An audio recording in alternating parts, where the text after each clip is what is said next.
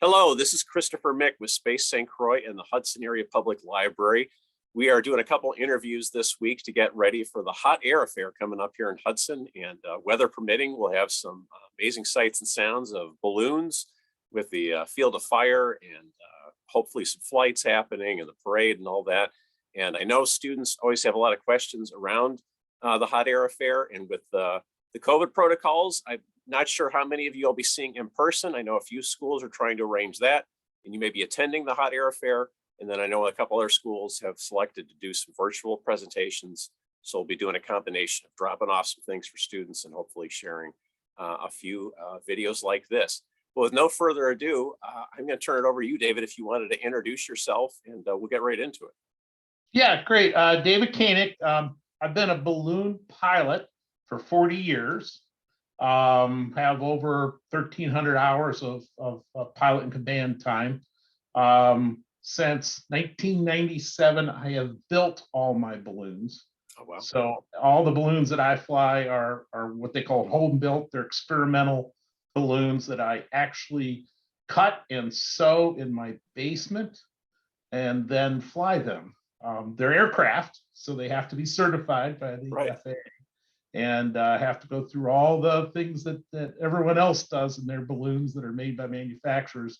It's just I'm actually the manufacturer, and I have to prove to them that the balloon is flyable, safe, and hopefully you can come out and see my home-built balloons. I'm flying one this at Hudson this year. I'm flying one that I built last year.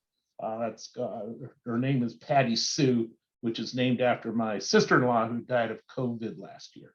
Oh. So I actually built the balloon while she was sick and actually did her first inflation right after she died. So I named the balloon after her. So it's something that's real special to me, that balloon. Oh, sure. I'm so sorry to hear that. Yeah. Well, and to go back a little bit, I heard that you worked at NASA before you. Yeah. So yeah, work history. I'm currently at Kimberly-Clark Corporation. I'm a research technical leader.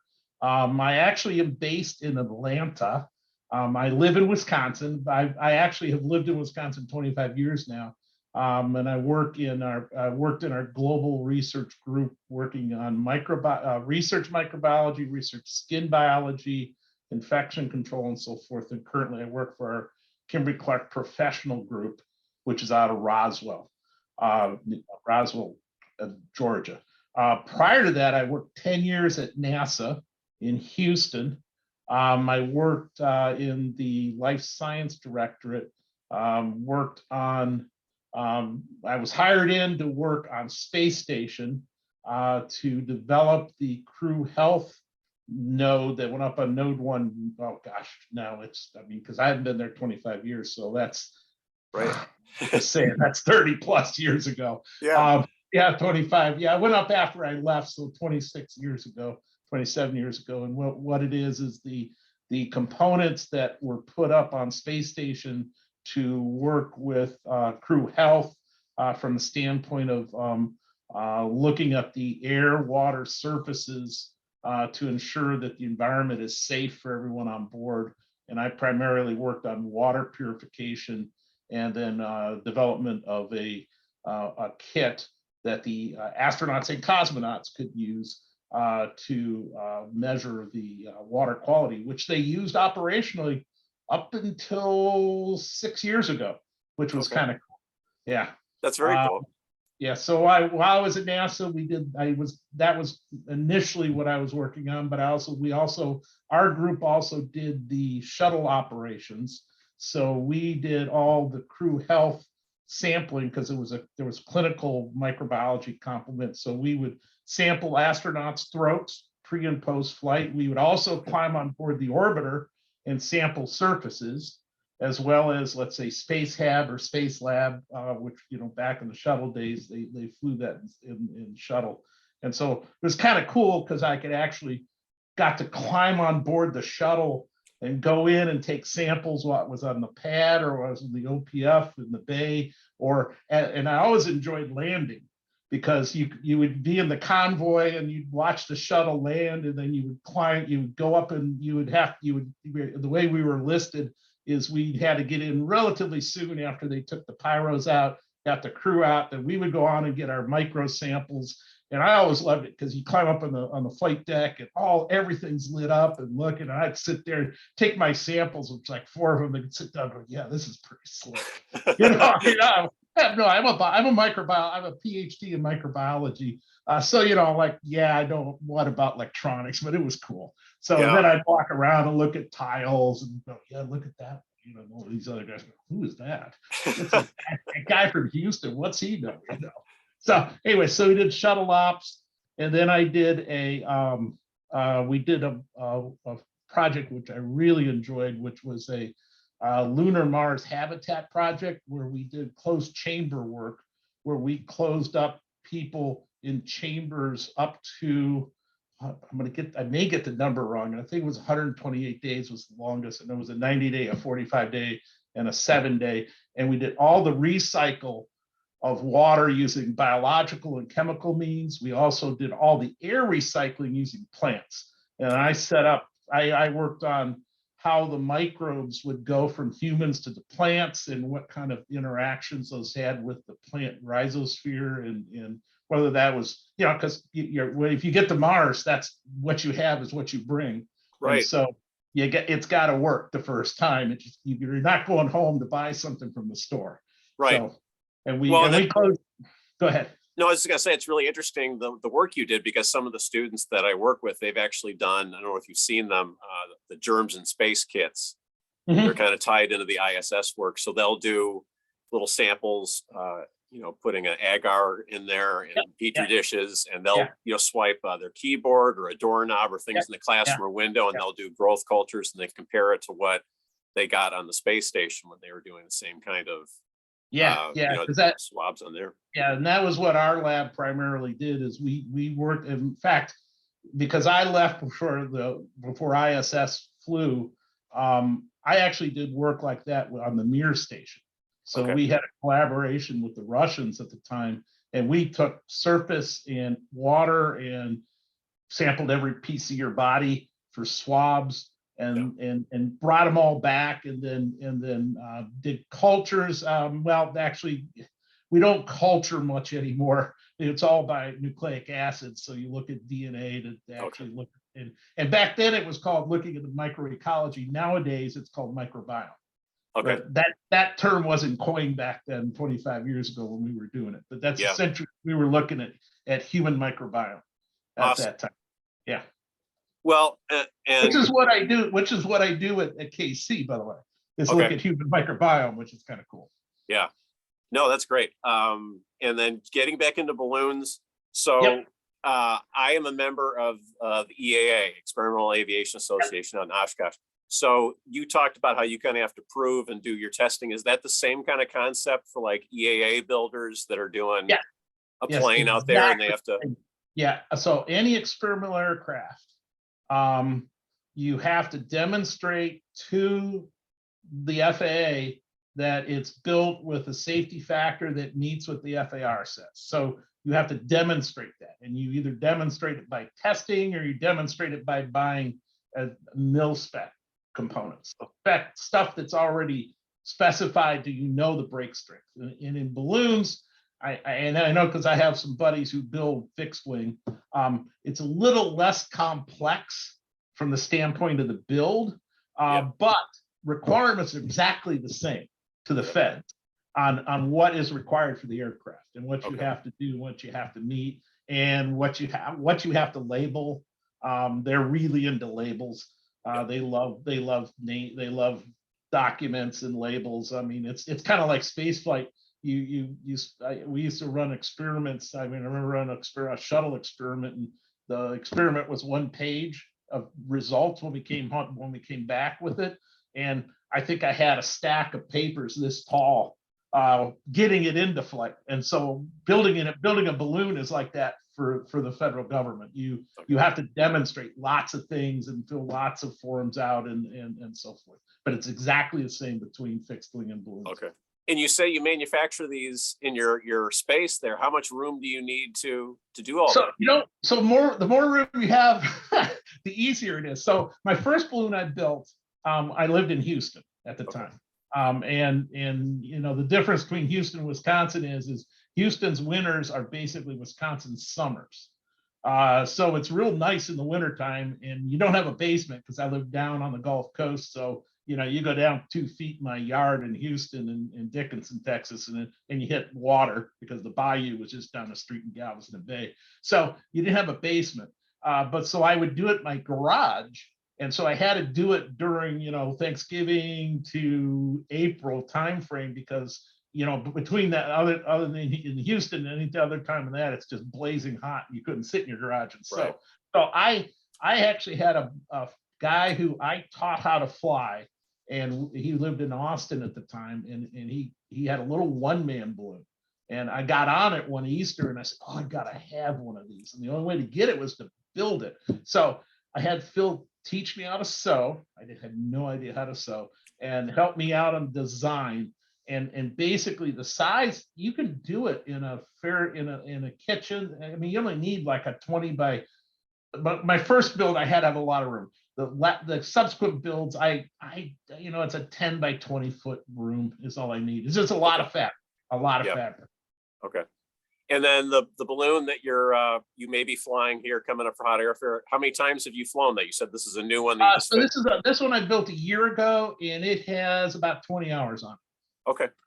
And then I have another one. I'll bring my first balloon. I usually glow that balloon. It's a pink and blue balloon, which the first year ever when I moved up here, I flew it at Hudson, and it's a one-man balloon. It doesn't have a basket. Okay. You sit on the tank and fly it. Oh wow, I've never seen that. Yeah, okay. You sit on the tank, and so one of the things on this balloon that I'm bringing to Hudson, I designed it for a chariot seat, which I finished and did its first flight about 2 weeks ago, where you sit 2 people on a bench with no basket. Okay. And you fly. And it's really cool because your legs are dangling. I was going to say the view would be amazing. Yeah, the view is great. Of course, my passenger, I took another pilot with me on the first flight because I wanted to make sure we could communicate if anything happened and he would know things. And apparently he likes rocking chairs. And so he would swing his legs back and forth. And I'm in the air going, Rob. I'm looking around trying to figure out what's going on here. Is there like a cable loose? I go, look, quit swinging your legs. Oh man, I'm looking forward to seeing that if you can get that up. That's amazing. Yeah.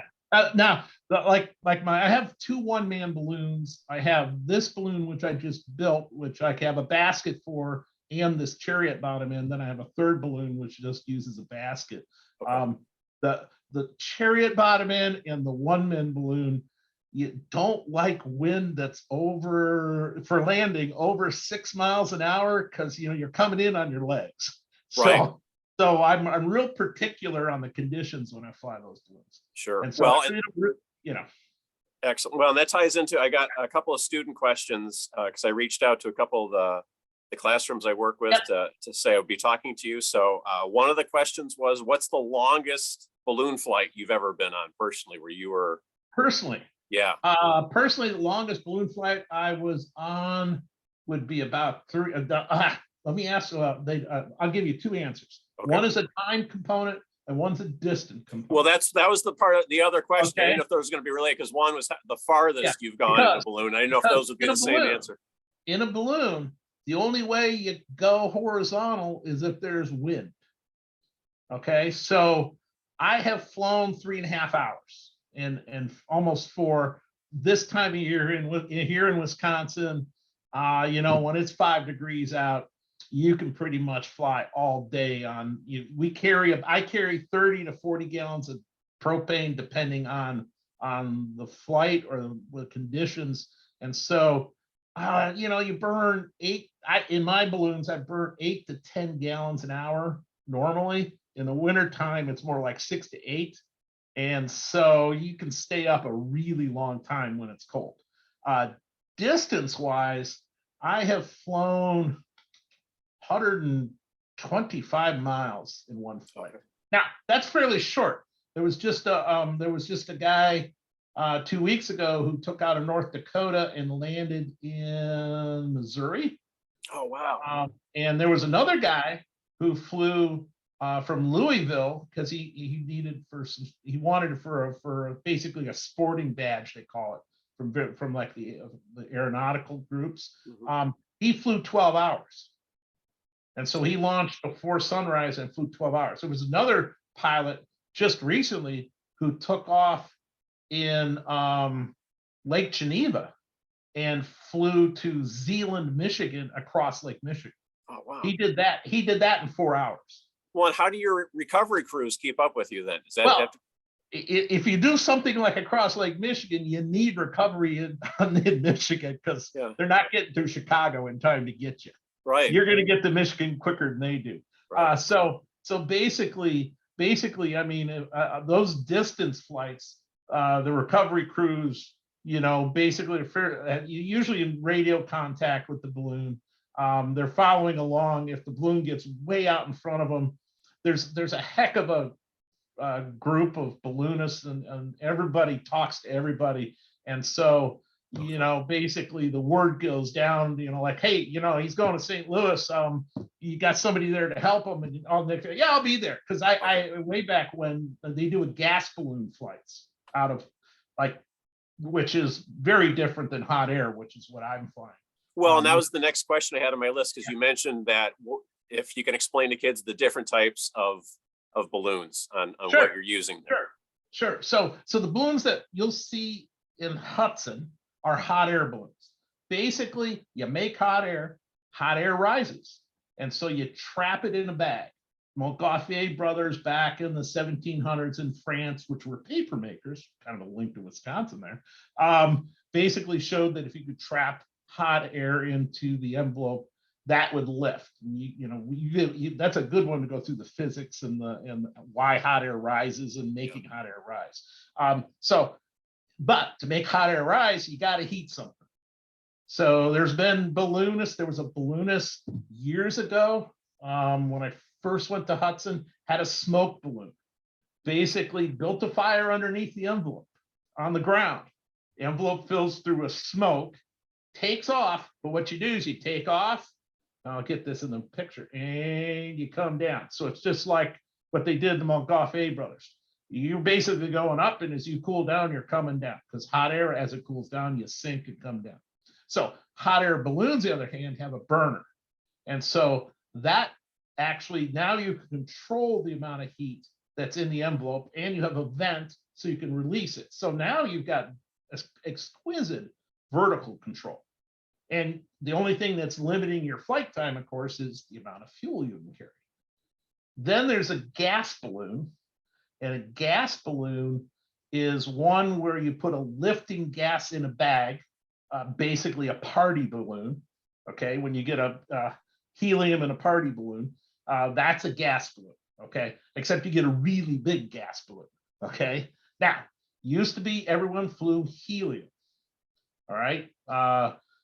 Now most gas balloon pilots fly hydrogen, and the technology for basically building the envelope, ensuring there's no sparks so you don't get a Hindenburg type fire, are really well taken care of now. And so the reason that we don't fly helium much anymore is the cost of helium has gone up. And there's really two places in the planet right now, and there's a third one, but that's, I believe, in Africa, but one in Russia and one in Amarillo, Texas, where you mine helium. And helium is extremely important for medical and in low temperature physics, which is what my youngest son is going to do his PhD in, because he's going into particle physics. They need the helium, and of course, putting it into balloons for recreation just doesn't seem like the best use of that resource, and hydrogen works great. So most gas balloons are hydrogen, or that as a lifting gas. There's some people have historically flown ammonia, because ammonia, so there's hydrogen, helium, and ammonia, which are lifting gases. You don't see a lot of ammonia balloons. There was a couple pilots out in Nebraska historically would fly them. Farmers loved it when you landed, because you dump the ammonia down, it's like free fertilizer for them. Yeah. So that's the general difference between the balloon types. Okay. And of course, in the gas balloon, you have to ballast. now, because you overfill and you put weight and you're dumping water or sand out. And going back to the chase, one of the first times like I got involved with helping somebody from afar was a German pilot had launched out of Albuquerque and he landed in Sun Prairie. And his chase crew's vehicle died in St. Louis. And the guy who was running one of the operations centers in Albuquerque knew I had just moved to Wisconsin and said, "Hey, Dave, can you go down to Sun Prairie and get Billy?" And I said, "Yeah, I could go get him." And so I went down to Sun Prairie, and Billy Eimers, who's like, he's like 6-7-time national champ. He's won Gordon Bennett. I mean, he's just a legend in gas ballooning. And there's Billy, of course, drinking a beer and eating a brat in the guy's garage in Sun Prairie. I said, "Well, you go." It's like, "How do you?" "Oh, doing good, Dave." I'm like, "Yeah, all right, Billy." That's awesome. Yeah. That's awesome. Well, I think those are the questions I had. Was there anything else you wanted to talk about in closing and wrapping up here? I hope everybody can come out. If anybody's got other questions, I'm more than willing, they send me questions, or you guys have questions, I'm very willing to, send some, answers and some, and other things, that may come up in mind. There's a whole ballooning program that NASA has. I mean, one of the ways of launching into space is trying to use a balloon. One of the ways of coming down onto Mars is balloons. So balloons are cool. Yeah. No, and I really appreciate you taking the time, because I think this is a great offshoot in all these other kind of topics that I normally do in classroom presentations. And so, I'll offer that up to the teachers if the students have any other questions, and hopefully some of them can get out there. We get good weather, and I hope so too. We always keep our fingers crossed. Yeah. Well, thank you very much. I appreciate the time. Take care, and hopefully we'll talk to you soon. Weekend. Yep. Take care. Bye.